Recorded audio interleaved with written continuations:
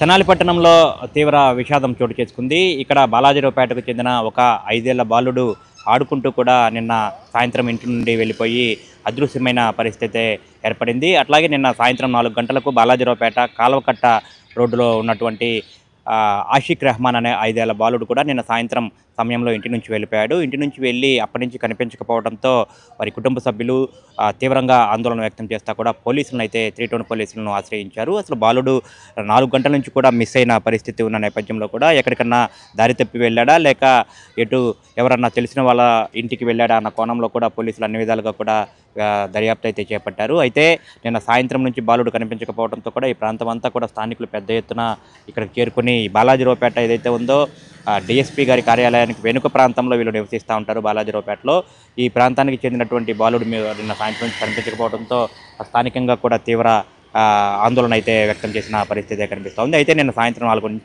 4 గంటల నుంచి మిస్ అయిన బాలుడు ఎక్కడికి వెళ్ళి ఉంటాడు అనేది కూడా మిస్టరీగా అనిపించింది నిన్న సాయంత్రం నుంచి కూడా. అయితే వాళ్ళ ఇంటికి సమీపంలో బాలాజీరావుపేటలో ఏదైతే కాలువకట్ట రోడ్లో వాళ్ళు ఉంటున్నారో ఆ ఇంటికి సమీపంలోని పడమర కాలువలో కొద్ది దూరంలో కూడా ఒక బంతినైతే బాలుడు ఆడుకునే బంతినైతే గుర్తించారు. ఈ బంతి ఆ కాలువలో పడి ఉంది. ఒకవేళ ప్రమాదవశాత్తు ఏమన్నా బాలుడు బంతి కోసం కాలువలో పడ్డాడా అన్న కోణంలో కూడా పోలీసులు ఆ విధంగా కూడా దర్యాప్తు చేసి గాలింపు చర్యలు అయితే చేపట్టారు. రాత్రంతా కూడా చీకటి పడినా కూడా తెలిసిన వాళ్ళ ద్వారా కూడా అట్లాగే గజ ఎత్తగాలను పిలిపించి కూడా వెతుకులాట అనేది కూడా చేపట్టిన పరిస్థితి కనిపించింది. సాధారణంగా బాలుడు మిస్ అయ్యాడా ప్రమాదవశాత్తు కాలువలో పడ్డాడా అన్నది రాత్రంతా కూడా సంశయంగానే ఉన్న పరిస్థితే ఉంది.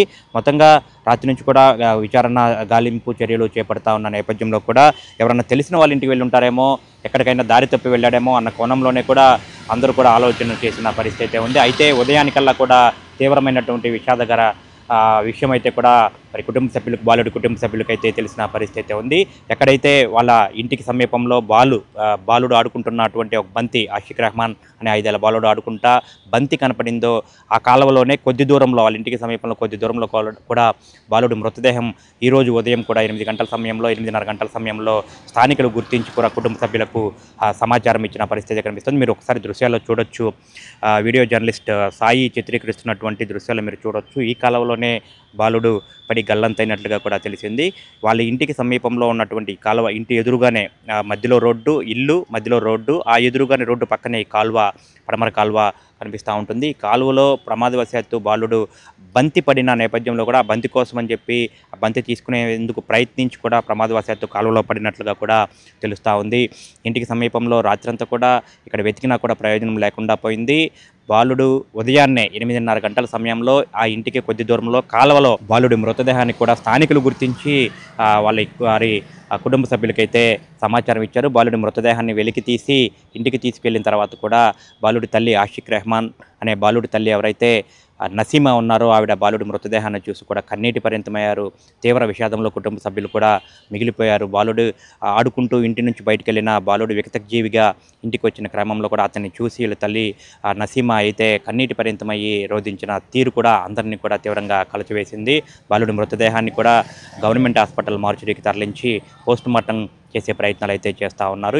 స్థానికంగా ఈ ఘటన అయితే తీవ్రంగా కలకలం రేకెత్తించింది. ఆడుకుంటూ ఇంటి నుండి వెళ్ళిన బాలుడు క్షేమంగా తిరిగి వస్తాడు, ఏదైనా దారి తప్పి వెళ్ళాడేమో, ఎవరైనా దారి తప్పి వేరే ప్రాంతానికి వెళ్ళాడేమో అని చెప్పిన కూడా ప్రయత్నాలు చేసినప్పటికీ ఆ బాలుడు విగతజీవిగా కాలువలో పడి మృతి చెంది ఆ డెడ్ బాడీ దొరకడం కూడా స్థానికంగా అయితే తీవ్ర కలకలం రేకెత్తించింది. వారి కుటుంబ సభ్యులు కూడా తీరని ఆవేదన అయితే మిగిల్చిన పరిస్థితి కనిపిస్తుంది. ముఖ్యంగా మనం ఈ ప్రాంతంలో ఉన్నాం. బాలుడు ఎక్కడైతే కాలువలో పడ్డాడని మృతదేహం వెలుగు చూస్తుంది ఆ ప్రాంతం వద్ద మనం ఉన్నాం. అసలు మీరు ఒకసారి ఇక్కడ చూస్తే చాలా దారుణమైన పరిస్థితులు ఇక్కడ కనిపిస్తున్నాయి. కాలువ ఉంది బాలాజీరావుపేట ప్రాంతంలో పడమర కాలువ. ఈ కాలువ ఫుల్ ఫ్లోటింగ్గా ఉంది.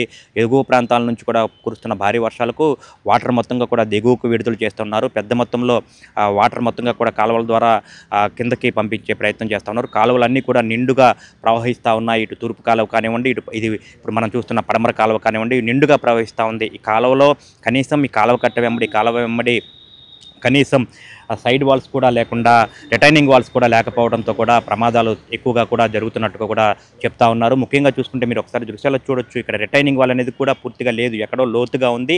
దాదాపు ఈ కాలువ మొత్తం 8 అడుగుల నుంచి 10 అడుగుల మధ్య లోతు ఉన్నట్టుగా కూడా చెప్తా ఉన్నారు. ఈ మధ్య కాలంలోనే ఇక్కడ ఈ కాలువ మొత్తాన్ని కూడా సిల్ట్ తొలగించారు. సిల్ట్ తొలగించి వేస్టేజ్ మొత్తాన్ని కూడా రిమూవ్ చేశారు. సిల్ట్ తొలగించిన నేపథ్యంలో కూడా కాలువ లోతు మరింతగా పెరిగింది. ఈ క్రమంలోనే ఇక్కడ ఆడుకుంటూ వస్తున్నటువంటి చిన్నపిల్లలు ప్రమాదవశాత్తు ఈ కాలువలోకి పడి మృతి చెందినట్లుగా కూడా దీన్ని బట్టి అర్థమవుతా ఉంది. ఇక్కడ తీవ్రమైనటువంటి నిర్లక్ష్యం చాలా స్పష్టంగా కనిపిస్తోంది. ఇరిగేషన్ అధికారుల నిర్లక్ష్యం కానివ్వండి, ఇతర విభాగాల నిర్లక్ష్యం కానివ్వండి, ఇక్కడ స్పష్టంగా కనిపిస్తూ ఉంది. ప్రమాదవశాత్తు ఇక్కడంతా రాత్రి సమయంలో చాలా తీవ్రంగా ఇబ్బంది పడే పరిస్థితి అయితే కనిపిస్తూ ఉంది. ఎవరైనా అనుకునే విధంగా ఇటు వచ్చి ఈ కాలువ గట్టు అంచుకొస్తే ఇటు దానికి సపోర్ట్గా కూడా ఎటువంటి వాల్స్ అనేవి కూడా ఇక్కడ లేవు, రిటైనింగ్ వాల్స్ కూడా లేవు. కొన్ని ప్రాంతాల్లో ఇప్పుడు ఇక్కడ చూడొచ్చు, ఇక్కడైతే గట్టు అయినా కనిపిస్తుంది, కానీ మరికొన్ని చోట్ల కొంచెం ముందుకు వెళ్తే అటు ఆ వైపు ఆ చివర ఈ చివర అయితే కొన్ని ప్రాంతాల్లో గట్టు లేకపోగా మొత్తంగా కూడా ప్లెయిన్గా మట్టితో నిండిపోయి ఉన్నట్లుగా కూడా మనకు కనిపిస్తూ ఉన్న పరిస్థితి కనిపిస్తుంది. మొత్తంగా చూసుకుంటే కనుక తీవ్రమైన నిర్లక్ష్యం దీంట్లో స్పష్టంగా కనిపిస్తున్న పరిస్థితి కనిపిస్తూ ఉంది. ఏదైతే ఇక్కడ కాలువలో ప్రమాదవశాత్తు ప్రమాదకరంగా ఉన్నటువంటి ఈ కాలువలో బాలుడు పడి మృతి చెందడం కూడా స్థానికంగా తీవ్రంగా ఆందోళన అయితే స్థానికులు అయితే వ్యక్తం చేస్తూ ఉన్న పరిస్థితి అయితే ఉంది. మొత్తంగా నసీమా ఎవరైతే బాలుడు తల్లి ఉన్నారో నసీమా ఆవిడని ఎవరు కూడా ఓదార్చలేని పరిస్థితి ఉంది, ఓదార్చలేకపోతున్నారు. బాలుడు 5 ఏళ్ల బాలుడు ఆడుకుంటూ ఇంటి నుంచి బయటికి వెళ్ళిన బాలుడు మళ్ళీ తిరిగి వస్తాడనుకున్న క్రమంలో ఇటు విగత జీవిగా మృతదేహాన్ని ఇంటికి తీసుకొచ్చి ఇవ్వడం చూసి ఆమె తలడిల్లిపోతూ ఉన్నారు. ఇక్కడ స్థానికంగా ప్రజలందరూ కూడా బాలుడి ఆచూకీ దొరకాలని చెప్పని కూడా నేను సాయంత్రం నుంచి ఎన్నో ప్రార్థనలు అయితే చేస్తూ ఉన్నారు. బాలుడు క్షేమంగా ఇంటికి రావాలి, బాలుడు ఇంటికి వస్తే చాలని చెప్పి చేస్తూ ఉన్నారు. 3 టౌన్ పోలీసులు కూడా ఇక్కడ ఈ ప్రాంతంలో బాలుడు ఇంటికి వెళ్ళి ఈ మార్గంలో వెళ్ళుంటాడు అన్న కోణంలో కూడా ఆ సీసీ కెమెరాలను వెతుకుతా, సీసీ కెమెరాలు ఎక్కడ ఈ దారిలో ఉన్నటువంటి సీసీ కెమెరాలను కూడా పరిశీలించినా కూడా లాభం లేకుండా పోయింది. క్షేమంగా ఇంటికి చేరుకుంటాడు, ఆడుకుంటూ ఇంటికి వెళ్ళిన బాలుడు తిరిగి మళ్ళీ వస్తాడు అని అనుకుంటున్న క్రమంలో ఈరోజు ఉదయానికి బాలుడి మృతదేహం స్థానికంగా కాలువలో వెలుగు చూడటం కూడా చాలా ఆవేదన కలిగించే విషయంగా కూడా చెప్పుకోవచ్చు. మొత్తంగా చూసుకుంటే కనుక ఇప్పటికైనా అధికారులు స్పందించి, ప్రభుత్వ యంత్రాంగం స్పందించి రిటైనింగ్ వాల్స్, ఈ కాలువలకి ఇరువైపులా రిటైనింగ్ వాల్స్ ఏర్పాటు చేయాలి, ఇటువంటి ప్రమాదాలు పునరావృతం కాకుండా చూడాలని చెప్పి కూడా స్థానికులు అయితే కోరుతున్న పరిస్థితి. వీడియో జర్నలిస్ట్ సాయితో గోపిచంద్, ఎస్టీవీ తెనాలి.